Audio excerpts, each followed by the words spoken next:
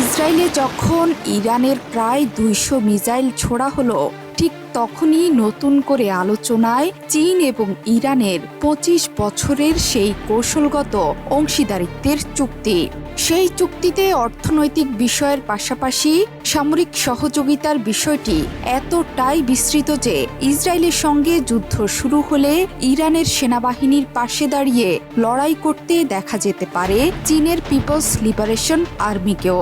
কারণ এই চুক্তির বলে ইরান আক্রান্ত হলে চীন ইরানকে সহযোগিতা প্রদান করবে। ইরানের অ্যান্টি ট্যাঙ্ক মিসাইল তৈরিতে চীনা প্রযুক্তি ব্যবহারের কথা বহুল প্রচারিত। চীনের মিসাইল প্রযুক্তি থেকে শুরু করে জে-10 যুদ্ধবিমান কেনার ব্যাপারেও ইরানের আগ্রহের কথা বলেছেন সামরিক বিশেষজ্ঞরা। নিষেধাজ্ঞা সত্ত্বেও পশ্চিমাদের নাকের ডগায় চীনের সাথে তেহরানের বন্ধুত্ব এতটাই গভীর হয়েছিল যে ২০২১ সালে ২৫ বছরের কৌশলগত অংশীদারিত্বের দীর্ঘমেয়াদী চুক্তিতে পৌঁছায় দেশ দুটো। সেখানে অর্থনীতির সাথে সবচেয়ে যে বিষয়টি আলোচনায় এসেছে সেটি হলো দুই দেশের মধ্যে সামরিক এবং নিরাপত্তা সহযোগিতার বিষয়টি। সেই চুক্তির বাস্তবায়নও শুরু হয় স্বাক্ষরের পরের বছরে। এই চুক্তির মাধ্যমেই দীর্ঘ সময়ের জন্য হাতে হাত রেখেছিল তেহরান বেইজিং। অর্থনীতি থেকে সামরিক সব দিক থেকেই তেহরানকে সহযোগিতার হাত বাড়িয়ে দিয়েছেন প্রেসিডেন্ট শি জিনপিং। চুক্তির অংশ হিসেবে চীনের বেল্ট অ্যান্ড রোড ইনিশিয়েটিভে যুক্ত হয়েছিল ইরান। সামরিক, কূটনৈতিক ও বাণিজ্যিক খাতে পারস্পরিক সহযোগিতা আরও জোরদার করেছিল দুই দেশ। চুক্তি সম্পাদনের সময় ইরানের প্রেসিডেন্ট ছিলেন হাসান রুহানি। সেই বছরের আগস্টে দেশের নতুন প্রেসিডেন্টের দায়িত্ব নেন ইব্রাহিম রাইসি। সরকার বদলের পরেও চীন ইরানের নীতিতে আসেনি কোনো পরিবর্তন। চুক্তি বাস্তবায়নে দৃঢ় প্রতিজ্ঞ তেহরান বেইজিং। রাজনৈতিক এবং অর্থনৈতিক সম্পর্কের পূর্ণাঙ্গ রোডম্যাপ, সাথে চীনের বেল্ট অ্যান্ড রোড পরিকল্পনায় ইরানের অংশগ্রহণের কথাও উল্লেখ করা হয়েছে। আর পশ্চিমা নিষেধাজ্ঞার মধ্যে বিশেষ মূল্য ছাড়ে ইরান থেকে চীনের তেল কেনার কথাও উল্লেখ আছে সেখানে।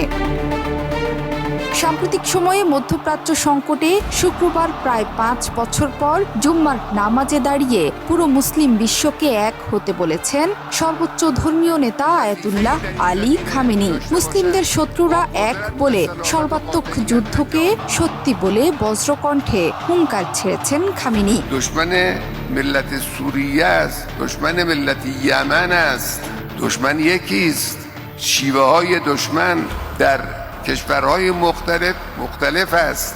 খামেনির সর্বাত্মক যুদ্ধের বার্তায় বোঝাই যাচ্ছে একটি বড় যুদ্ধ আসন্ন। সেই যুদ্ধে ইসরায়েলের বর্বরতার বিরুদ্ধে রুখে দাঁড়াবে পুরো মুসলিম বিশ্ব।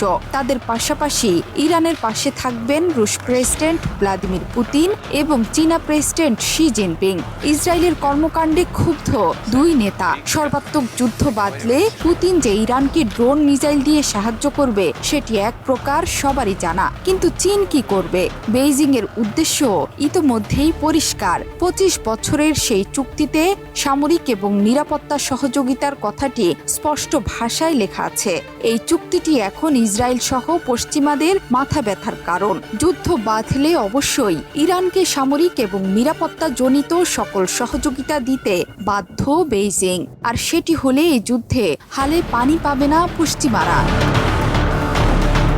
অন্যদিকে অর্থনীতির পাশাপাশি চীন, রাশিয়া, ইরান এখন অঘোষিত বিশাল এক সামরিক জোট, যার প্রমাণ ২০১৯ সালে ৩ দেশের যৌথ নৌমহড়া। চলতি বছরও ভারত মহাসাগরের উত্তরাঞ্চলে ওমান উপসাগরে ৪ দিনের নৌমহড়া চালিয়েছিল তারা। এই মহড়া এমন এক সময় হয়েছিল যখন লোহিত সাগরে হুতিদের আক্রমণ এবং হামাস ইসরায়েল যুদ্ধের কারণে মধ্যপ্রাচ্যে অবস্থান করছে পশ্চিমা নৌশক্তি। সেই ঘটনায় ইরানের নৌবাহিনীর কর্মকর্তা মুস্তফা তাজ আল-দিন বলেন, এই মহড়া প্রমাণ